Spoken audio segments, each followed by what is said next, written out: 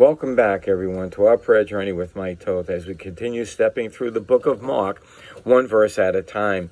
Today we're covering chapter 5, verses 1 through 20. And I think this is a very interesting subject because everybody likes a good demon story. And this is probably one of the greatest. I know, and the reason I say that was there was two sins that I struggled with after I got saved. One was marijuana. I was kind of mentally addicted to it, and I had a hard time getting rid of it. But even a harder time I had getting rid of my desire on Friday nights to come home and rent from a VCR store a demonic movie and watch that. I could not get rid of watching demonic movies. And the funny thing is, when you go try to look for a movie today, what you see is mostly demonic movies or horror movies of that bent, because people are interested in that. So I know in the flesh, people are interested in that. How did I get rid of watching these kind of movies? Well, at some point, I started praying and saying, God, I can't give these up. I don't know what it is. I come home, I want to crash, and I want to watch one of these movies. And I just don't know what it is. And for about 2 weeks, I couldn't get to the VCR store, the Blockbuster, the name. And what started to happen was that, I lost a little bit of interest. But the next time I went back to rent the movie, I felt like I had to vomit. It sickened me so much that I would like something like that I never really got them again. So God worked in me in that way. And God knows what's going on. He's omnipresent. He knows what's going on in you. He knows what you need to be working on. If you confess your sin, He's going to help you with it. All right, so let's go on, and we'll start this in chapter 5, verse 1. And they came over onto the other side of the sea into the country of Gardenus. Now, or Gadenus, this city was a city of the 12 tribes of Israel, but it was the tribe of Gad. And Gad had made a decision. Before they went into the promised land to take it, Gad said, we don't even want anything in the promised land. We want the land here. Let's take the land over here. And another tribe agreed with them and did the same thing. So what they said was, okay, no problem. Come and fight with us. If we win, when we're in the land, you can go back to your land. And that's what Gad did. But this created a divide. The river, all across the river. The other side of the railroad tracks used to be a saying. And this Gad started to deteriorate. And we're going to see that in the story. And it deteriorated to a point that it really lost anything really about God or care for God. And we'll see as we go on. So in verse 2, and when he was come out of his ship, immediately there met him out of the tombs a man with an unclean spirit. Is this an accident? Jesus is going there. God's working in the demon-possessed person to approach the boat with Jesus on it, with the Son of God. This man had to overpower the demons, in a sense, to get to this particular point. Who is dwelling among the tombs, this man, and no man can bind him, no, not with chains, because that he had been bound with fetters and chains, and the chains had been plucked asunder by him, and the fetters broken in pieces, neither could any man tame him. This is the man that approaches Jesus. What would Jesus' reaction be? What would your reaction be if somebody comes running at you that way? Sometimes we don't put ourselves in his place. I'd like you to take yourself and put yourself in this place of this demon-possessed man. His hopelessness. And he's coming before Jesus, even though being controlled by demons. And it says about him, always night and day, he was in the mountains and in the tombs, crying and cutting himself with stones. Have you ever seen people in mental institutions? I've had to do that a couple of times. It is sad to see a person tearing themselves apart from the inside out. These poor people, there's no reason, if you're out there, thinking, contemplating hurting yourself or suicide, to do that, you can come to Jesus. Watch this story here and see what Jesus can do. But when he saw Jesus afar off, he ran and worshipped him. He bowed down before Jesus. What was he saying? Jesus, I had enough of this. I can't take this. There's nothing I can do about it. And he cried with a loud voice and said, what I have to do with thee, Jesus, thou Son of the Most High God?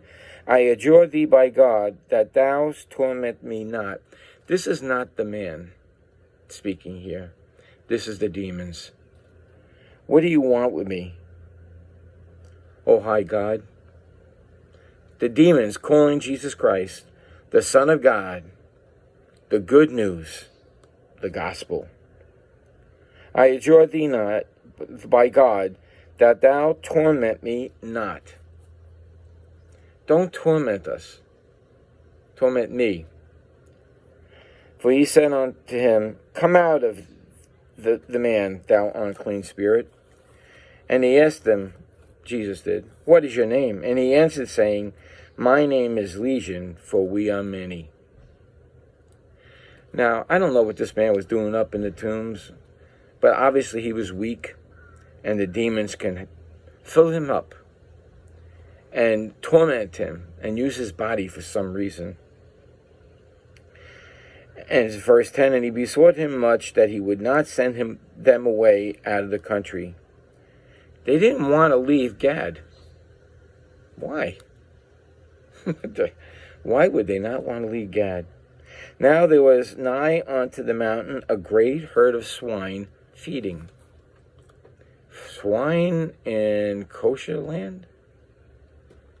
Why was swine eating in kosher land? Gad had cut them off, been cut off from God. They didn't want nothing to do with God. Money became their God. They're making money raising pigs.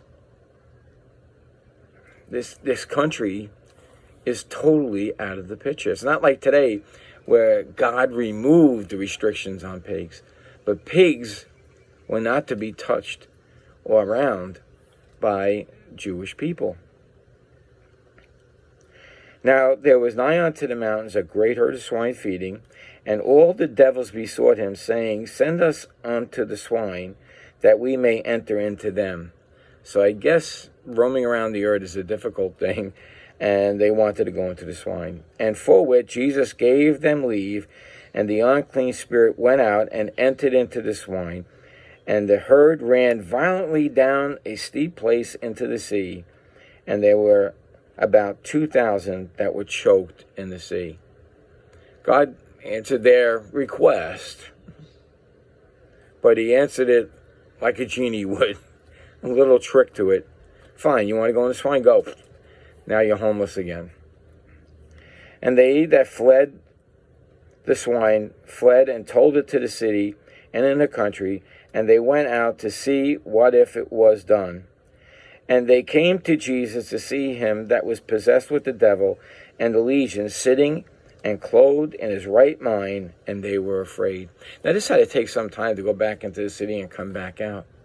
So Jesus was probably ministering to this man and the 12, or whoever else were with him.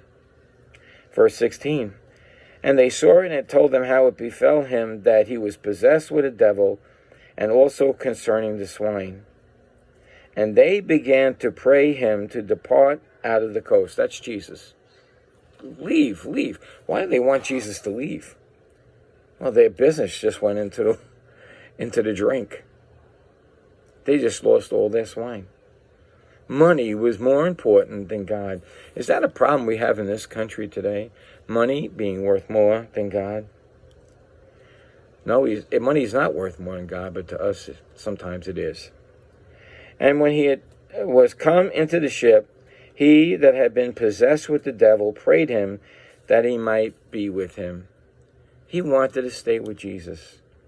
You know, there's coming a time when Jesus goes to the cross, resurrects from the dead, and he sends the Holy Spirit to this man to possess him.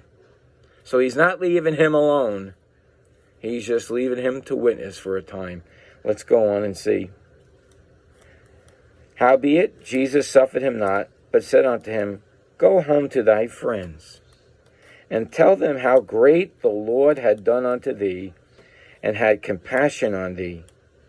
And he departed and began to publish in Decapolis how great things Jesus had done for him, and all men did marvel. This guy becomes an evangelist with the help of God, but without the Holy Spirit in him. He goes out, and Decapolis means 10 cities. He went out to these 10 cities, and he's telling everybody about what Jesus has done for him. What has Jesus done for you? Are you telling anybody about what he's done for you? You should be. You know, that's the problem with this country. Stand up for Jesus. Do what Jesus would do. Be bold in the faith. Witness often.